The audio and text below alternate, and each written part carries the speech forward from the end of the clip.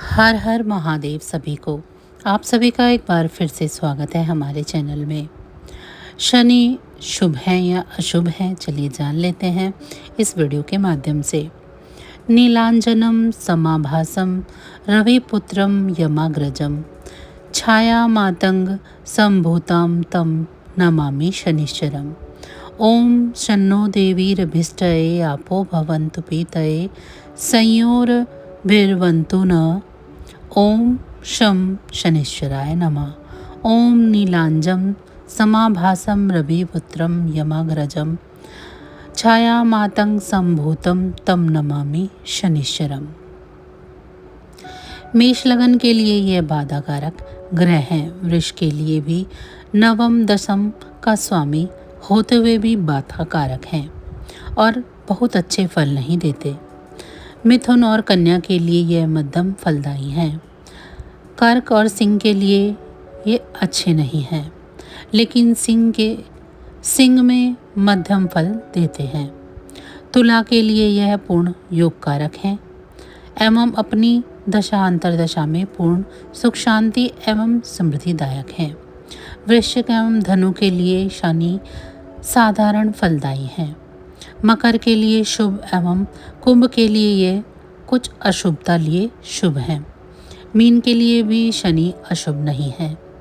क्या होती है शनि की साढ़े साती, चलिए जान लेते हैं। जब भी शनि चंद्रमा से 12वें चंद्रमा के ऊपर या चंद्रमा से दूसरे भाव में गोचर करता है तो शनि की साढ़े साती लगती है। इसी प्रकार जब शनि चंद्र के चौथे या 8वें भाव में गोचर करते हैं तो शनि की ढैया लगती है। आमतौर पर शनि के चौथे भाव की ढैया का असर बहुत कम महसूस होता है एवं साढ़े साती का असर सबसे अधिक होता है। यदि चंद्रमा की साढ़े साती या अष्टम ढैया चल रही हो और लगन से 8वें या 12वें भाव में शनि हो तो शनि का प्रकोप कई गुना बढ़ जाता है। साथ ही वहाँ पर बाधाकारक ग्रह भी बैठे हों तो शनि का प्रकोप अपनी चरम सीमा पर पहुँच जाता है। इसके साथ यदि दशा में शुक्र में शनि या शनि में शुक्र आ जाए तो शनि मृत्युतुल्य कष्ट देता है। इसी प्रकार यदि शनि की साढ़े साती हो लेकिन यह योगाकारक भी हो और दशा भी योगाकारक ग्रह की हो एवं लगन से केंद्र या त्रिकोण में विचरण करें तो शनि अशुभ फलदायी हो जाता है। शनि के प्रकोप में जातक को मानहानि सहनी पड़ती है, कारोबार बंद हो जाता है और घाटा बढ़ने लगता है। सरकारी पूछताछ शुरू हो जाती है।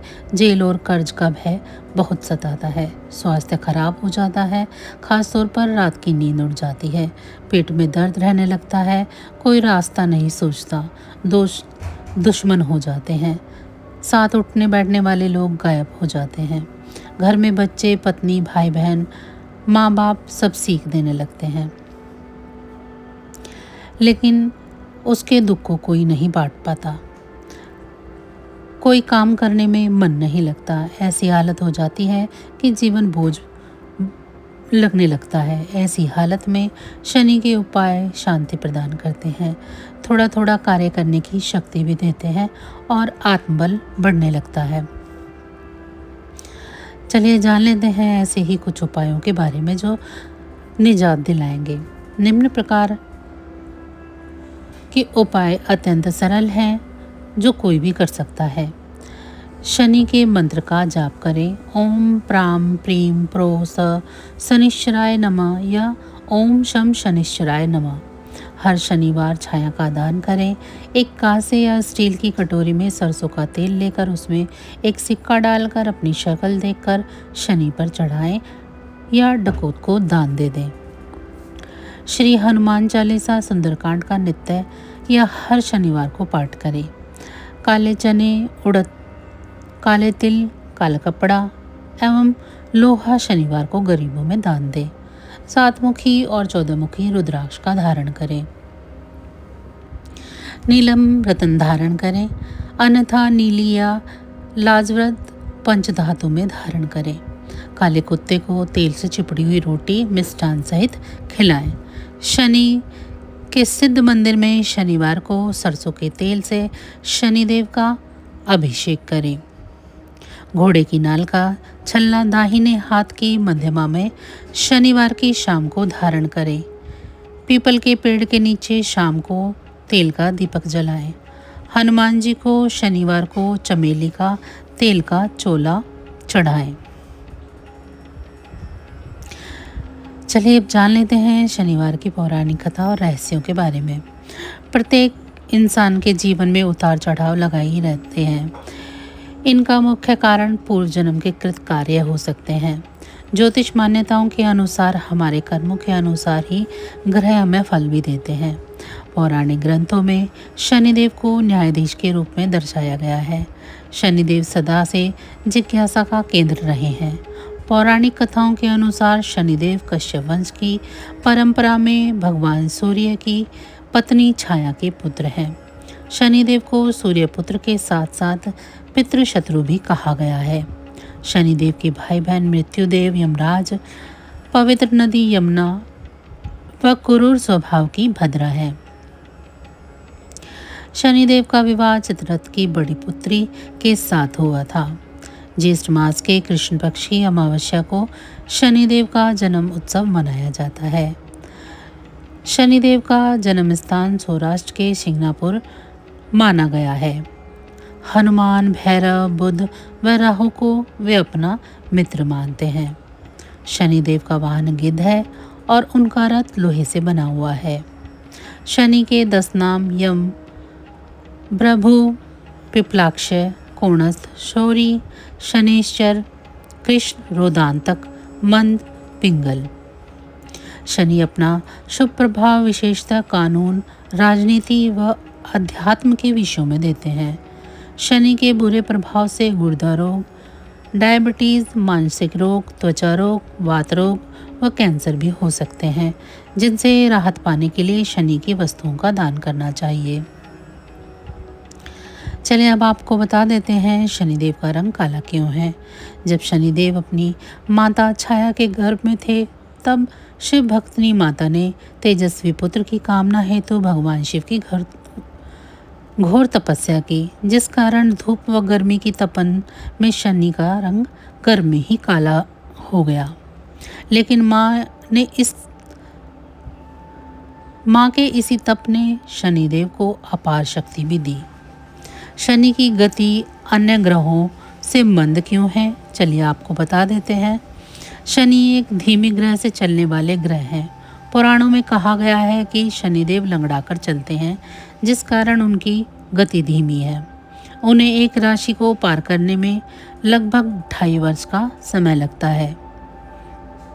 चलिए अब आपको बता देते हैं शनिदेव लंगड़ाकर क्यों चलते हैं।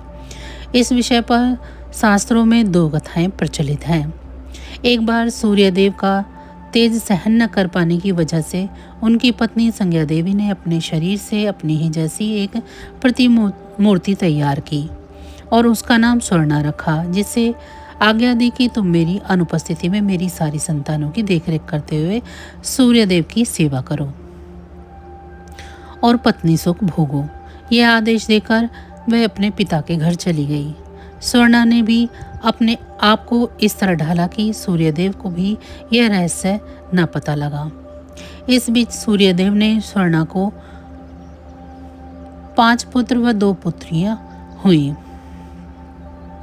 स्वर्णा अपने बच्चों पर अधिक और संज्ञा की संतानों पर कम ध्यान देने लगी।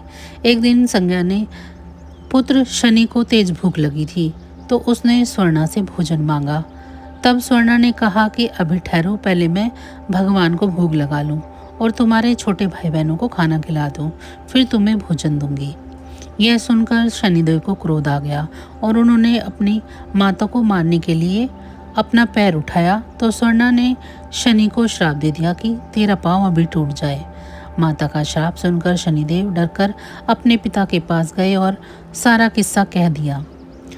सूर्यदेव समझ गए कि कोई भी माता अपने बच्चे को इस तरह श्राप नहीं दे सकती। तब सूर्यदेव ने क्रोध में आकर पूछा तो कि तुम बताओ कि तुम कौन हो। सूर्य का तेज देखकर स्वर्णा घबरा गई और सारी सच्चाई बता दी। तब सूर्यदेव ने शनि को समझाया कि स्वर्णा तुम्हारी माता ही नहीं है, परंतु माँ के समान है, इसीलिए उसका श्राप व्यर्थ तो नहीं होगा, परंतु यह इतना कठोर भी नहीं होगा कि टांग पूरी तरह से अलग हो जाए। हाँ, तुम आजीवन एक पैर से लंगड़ा कर ही चलते रहोगे। रावण की पत्नी मंदोदरी जब गर्भवती हुई तो रावण ने अपराज्य व दीर्घायु पुत्र की कामना से सभी ग्रहों को अपनी इच्छा अनुसार स्थापित कर लिया।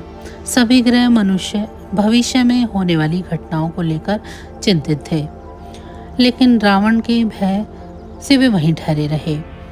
जब रावण पुत्र मेघनाथ का जन्म होने वाला था तो उसी समय शनिदेव ने स्थान परिवर्तन कर लिया, जिसके कारण मेघनाथ की दीर्घायु अल्प आयु में परिवर्तित हो गई। शनि की बदली हुई स्थिति को देखकर रावण अत्यंत क्रोधित हुए और उसने शनि के पैर में अपनी गदा से प्रहार किया, जिसके कारण शनिदेव लंगड़े हो गए। चलिए अब जान लेते हैं शनिदेव पर तेल क्यों चढ़ाया जाता है। आनंद रामायण में लिखा है कि जब भगवान राम की सेना ने सागर सेतु बांध लिया था, तब राक्षस उन्हें हानि न पहुंचा सके, उसके लिए पवनसुत हनुमान को उनकी देखभाल की जिम्मेदारी सौंपी गई। जब हनुमान जी शाम के समय राम के ध्यान में मग्न थे, तभी सूर्यपुत्र शनि ने अपना काला कुरूप चेहरा बनाकर क्रोधपूर्वक कहा, हे वानर, मैं देवताओं में शक्तिशाली शनि हूँ। सुना है तुम बहुत शक्तिशाली हो, आंखें खोलो और मेरे साथ युद्ध करो। इस पर हनुमान जी ने विनम्रता से कहा, इस समय मैं अपने प्रभु को याद कर रहा हूँ, मेरी पूजा में विघ्न मत डालो। जब शनिदेव लड़ने पर उतर आए तो हनुमान जी ने उन्हें अपनी पूंछ में लपेटा और उनसे युद्ध करना शुरू कर दिया। शनिदेव उस बंधन से मुक्त न होकर पीड़ा से व्याकुल हो उठे। शनि के घमंड को तोड़ने के लिए हनुमान जी ने पत्थरों पर पूंछ को पटकना शुरू कर दिया, जिससे शनिदेव लहूलुहान हो गए। तब शनिदेव ने दया की प्रार्थना की, जिस पर हनुमान जी ने कहा, मैं तुम्हें तभी छोड़ूंगा जब तुम मुझे वचन दोगे कि श्री राम के भक्तों को कभी परेशान नहीं करोगे।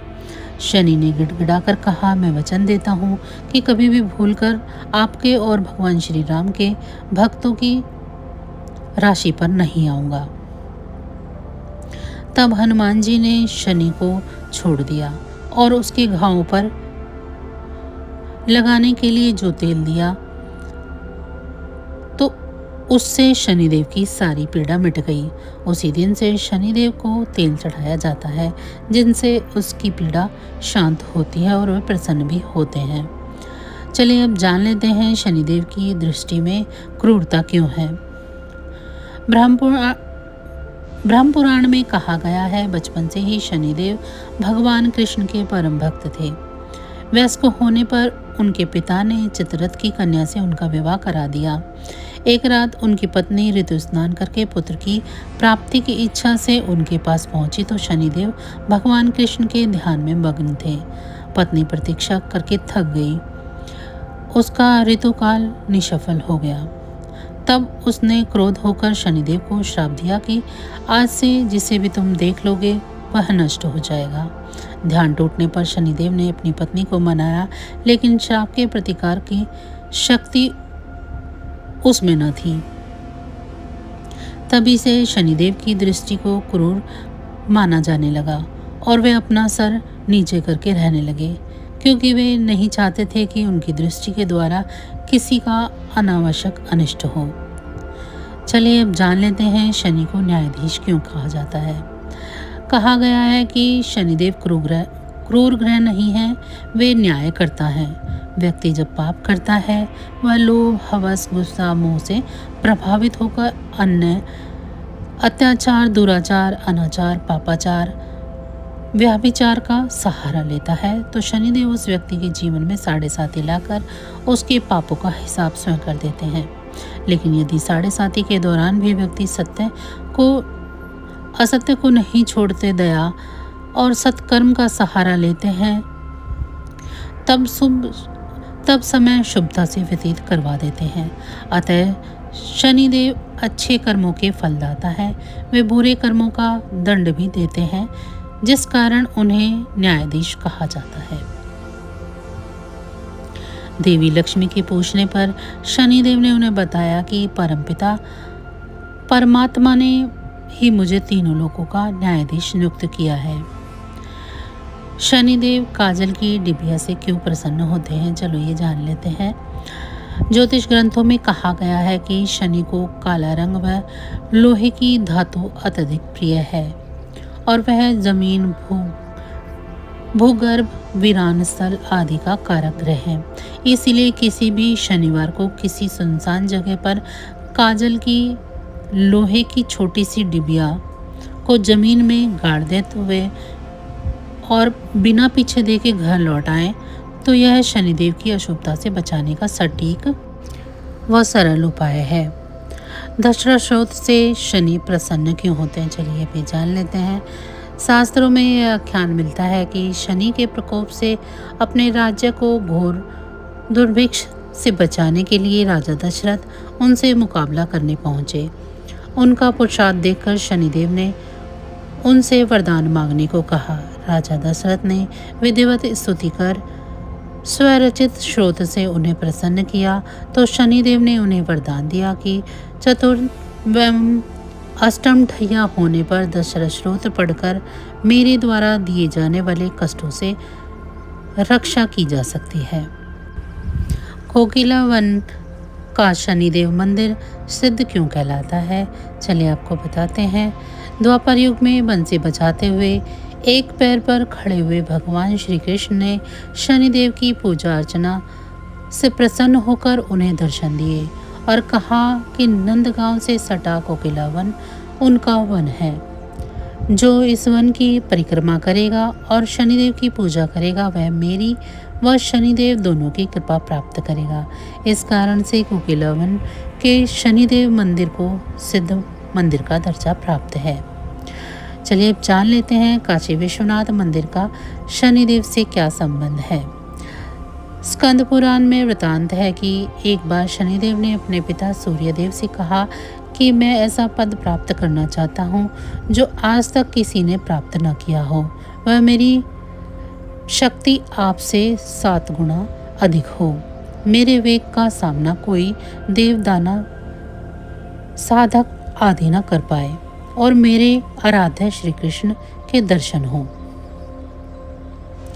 शनिदेव की यह अभिलाषा सुन सूर्यदेव गदगद हुए और कहा कि मैं भी यही चाहता हूँ कि मेरा पुत्र मुझसे भी अधिक महान हो, परंतु इसके लिए तुम्हें तप करना पड़ेगा और तप करने के लिए तुम काशी चले जाओ।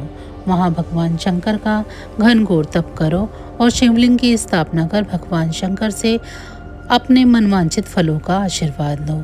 शनिदेव ने अपनी माता की आज्ञा अनुसार ऐसा ही किया और तप करने के बाद वर्तमान में भी मौजूद शिवलिंग की स्थापना की। इस प्रकार काशी विश्वनाथ मंदिर के स्थल पर शनिदेव को भगवान शंकर से आशीर्वाद के रूप में सर्वोपरि पद मिला। जीवन के अच्छे समय में भी शनि का गुणगान करो। आपातकाल में शनि के दर्शन व दान करो। पीड़ादायक समय में शनि की पूजा करो। दुखद प्रसंग में शनिदेव पर विश्वास करो। कहते हैं कि जिस पर शनिदेव की सच्ची कृपा हो जाए उस व्यक्ति के सितारे बुलंदी पर चले जाते हैं। वह व्यक्ति फिर सभी सुखों को भोग प्राप्त करता है। इसीलिए शनिदेव को शत्रु नहीं अपना मित्र बनाएं और उन्हें प्रसन्न रखें। शनिदेव के वैदिक मंत्र हैं ओम शम शनेश्वराय नमः, ओम शन्नो देवीरभिष्टये आपो भवन्तु पीतये, शम संयोरभिषस्वन्तु न, ओम प्राम प्रीम प्रोम स शनिश्वराय नमः। शनि गायत्री मंत्र का पाठ करें। ओम कृष्णागाय विद्महे, ओम कृष्णानाय विद्महे, रविपुत्राय धीमहि, तन्न सूर्य प्रचोदयात्। साथ में जाने शनिदेव के पौराणिक मंत्र। इस मंत्र के माध्यम से शनिदेव और उनके परिवार की जानकारी दी गई है और उनको नमन किया गया है। नीलांजनम समाभासम रविपुत्रम यमाग्रजम छाया मातंग संभूतम तम नमामि शनिश्चरम। हिंदी में अर्थ नीलांजनम समाभासम मंत्र का जो नीले और काले पर्वत की तरह चमकीला है, सूर्य के पुत्र और यम के बड़े भाई, छाया उनकी माँ और मातंग उनके सूर्य पुत्र शनिदेव को मैं नमन करती हूँ। कौवे और कुत्ते को भोजन कराने से शनिदेव प्रसन्न होते हैं। आशा करते हैं आप सभी को हमारी आज की ये वीडियो अच्छी लगी है। वीडियो अच्छी लगी है तो वीडियो को लाइक करें। चैनल को अभी तक सब्सक्राइब नहीं किया है तो ऐसी ही और वीडियो के लिए चैनल को भी सब्सक्राइब कर लें। आप सभी का बहुत बहुत धन्यवाद।